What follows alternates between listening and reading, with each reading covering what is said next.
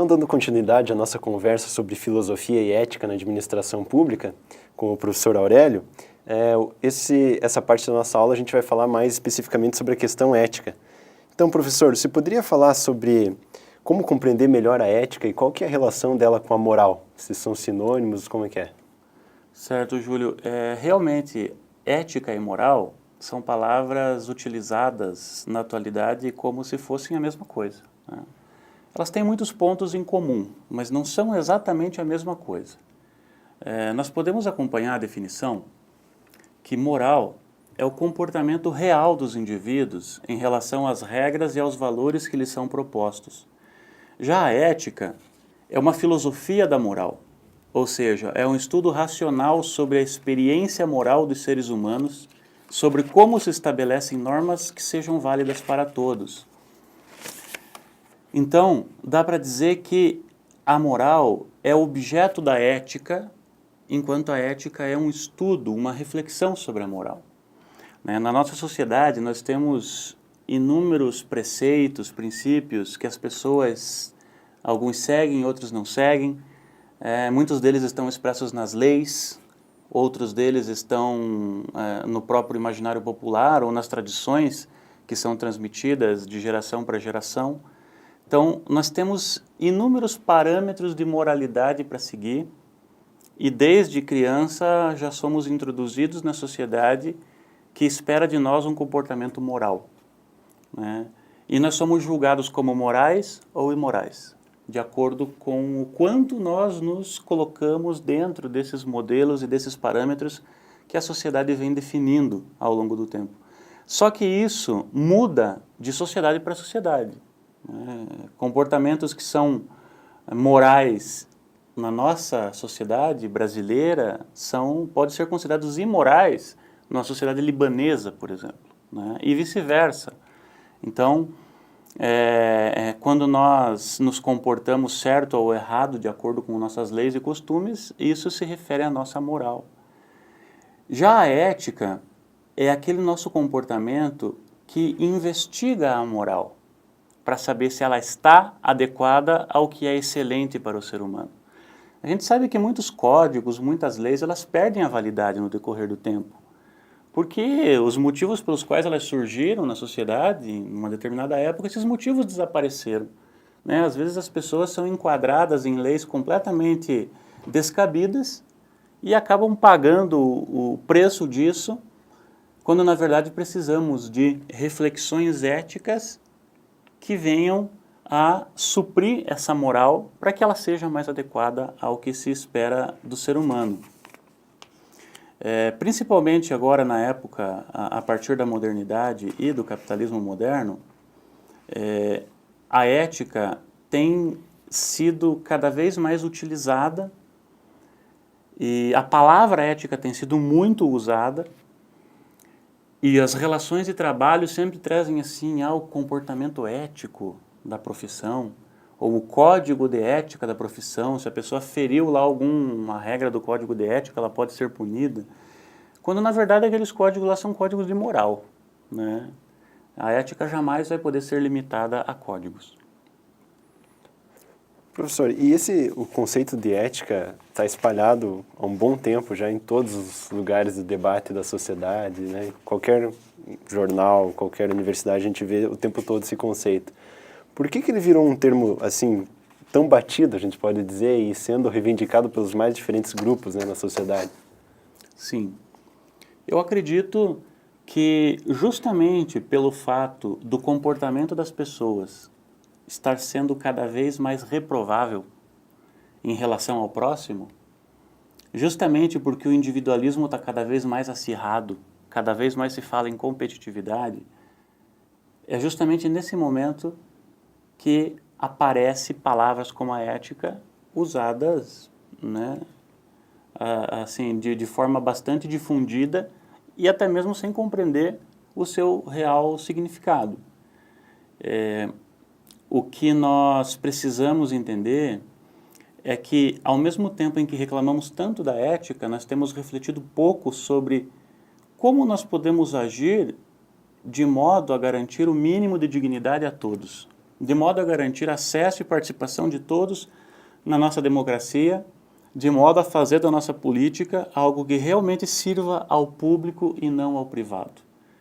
Essas questões são muito mais importantes do que querer debater se tal pessoa foi ética ou não foi ética comigo, por exemplo.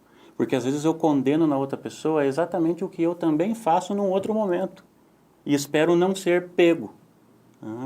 Então, é uma palavra que precisa ser tomada com mais cuidado e trazer realmente a reflexão de que dela necessitamos. Uhum.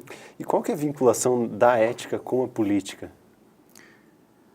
Se a política, que deriva da polis grega, a polis era a cidade, estado grega, a política então é a arte de administrar bem aquilo que é da cidade, aquilo que é da comunidade, administrar bem em prol de todos.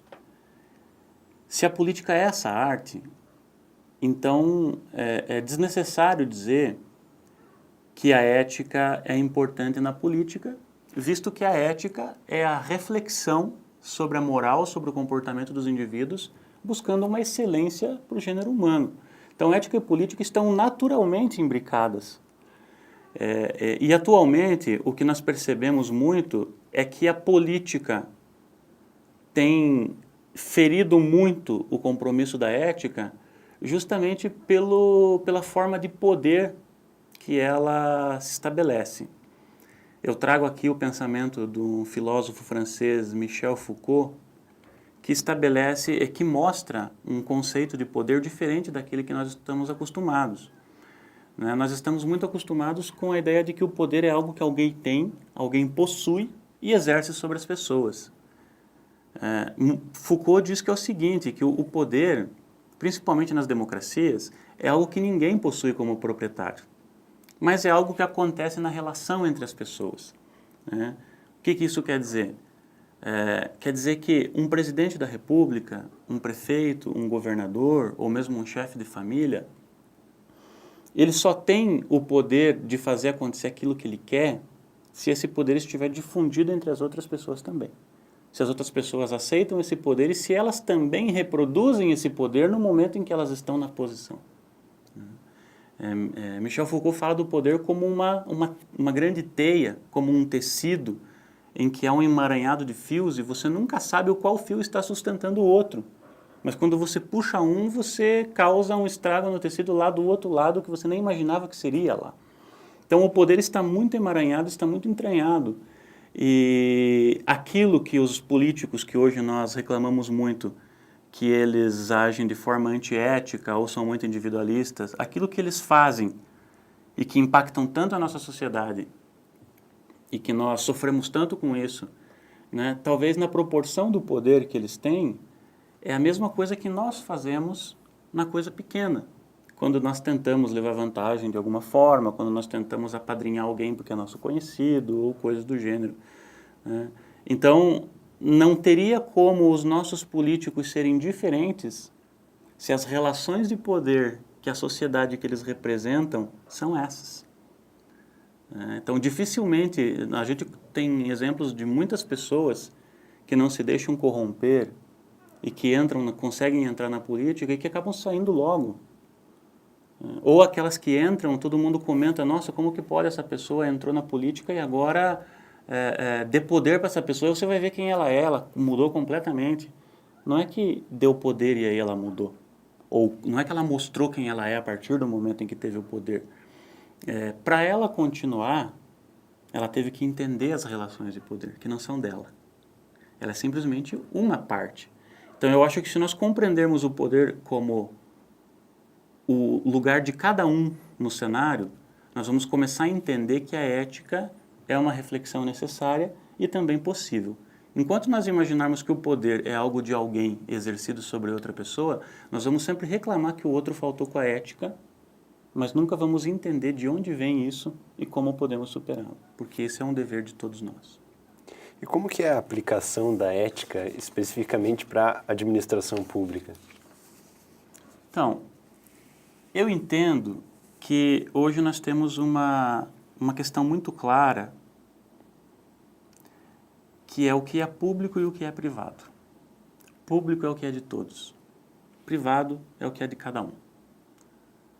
Infelizmente, o público e o privado estão se confundindo.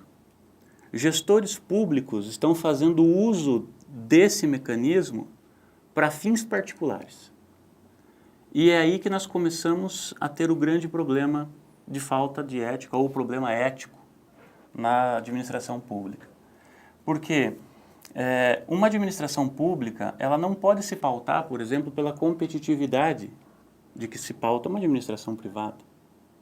Numa administração pública, nós sabemos muito bem que se pautarmos ela pela competitividade, ou premiarmos os melhores, ou darmos vantagem para quem chegou na frente e tal, nós vamos estar beneficiando um grupo que já é muito beneficiado e deixando à margem da sociedade um grupo de pessoas que é quem mais precisa do poder do Estado. Na administração pública, a ética tem que se vincular muito mais à política do que à economia. Esse também é um grande erro.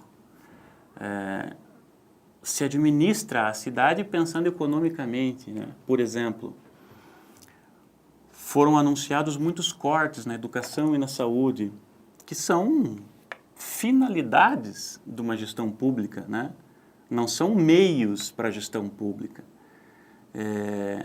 Os cortes, eles nunca devem ser feitos nas questões fim, eles devem ser feitos sempre nas questões meio, nas questões administrativas, nos cargos. Por quê? Porque a saúde da população, a educação da população é o fim do Estado, não é o meio. Então, se pensa como no mercado para tomar esse tipo de decisão. E numa administração pública você não pode pensar como no mercado, né?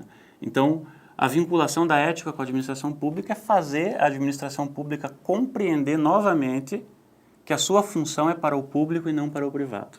Que a sua relação é com a política, ou seja, aquilo que é bom para todos, aquilo que é bom para a polis, aquilo que é bom para a cidade, e não uma relação com a economia. A economia é extremamente importante, mas a economia consegue caminhar sozinha e a economia tem seus próprios meios de crescer. Ela não precisa tanto do apoio do Estado. E a falta de ética entra justamente na administração pública no momento em que o Estado passa a deixar de lado sua função e começa a facilitar o mercado. Legal, professor. Para a gente encerrar o nosso vídeo, então, mais alguma consideração? Eu queria relembrar aqui duas concepções de ética trazidas pelo sociólogo Max Weber. Weber traz a ética da convicção e a ética da responsabilidade. São duas formas de se compreender a ética. O que é a ética da convicção? É quando o que vale é a intenção, a boa vontade. Fazer o bem é cumprir a norma, independente do resultado que isso trará. Algumas pessoas na administração pública levam isso a ferro e fogo. Elas têm uma intenção boa, então fazem o que está na norma, doa a quem doer. Nós temos, de outro lado, a ética da responsabilidade, segundo Weber, que é que devemos ter em conta as consequências da nossa ação. Importa os resultados, não os princípios ou a intenção. Então, algumas pessoas na administração pública acabam agindo assim, tomando atitudes questionáveis, reprováveis, mas elas sempre dizem, olha, lá na frente, o bem que se tem é maior, né? Nós temos, por exemplo, o grande clássico da filosofia política, Maquiavel, que diz que o soberano, né, o governante, é claro que vamos guardar os contextos da época dele, e o modelo político da época dele não é o mesmo nosso, mas ele afirma que o governante ele pode lançar mão da violência e de muitas questões eticamente reprováveis, se na finalidade da sua ação está um bem maior. E nós temos por aí muitos exemplos, o próprio Holocausto, né? Se você perguntasse para Hitler se aquilo que ele estava fazendo era mal, ele ia dizer assim, não, é um mal necessário, é uma coisa que degrada um pouco a humanidade, mas o benefício que a humanidade vai ter no final vai ser maior, e muitas pessoas concordaram com isso. Então, eu chamo a atenção de que o gestor público, ele tem que saber dosar a ética da convicção e a ética da responsabilidade.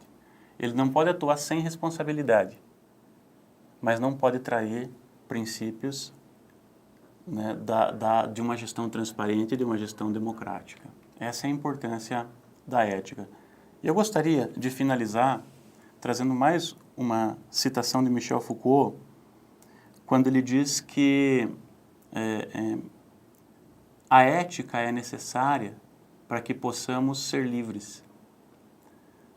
Não é que porque nós somos livres, então temos que ser éticos. Não, a gente nem consegue ser livre se não pensar com responsabilidade sobre as nossas ações. Nós acabamos aprisionados às consequências das nossas ações. Então, se formos éticos, quanto mais éticos formos, mais conseguiremos ser livres. E a frase dele, para finalizar, é: a ética é a prática refletida da liberdade. Obrigado, professor.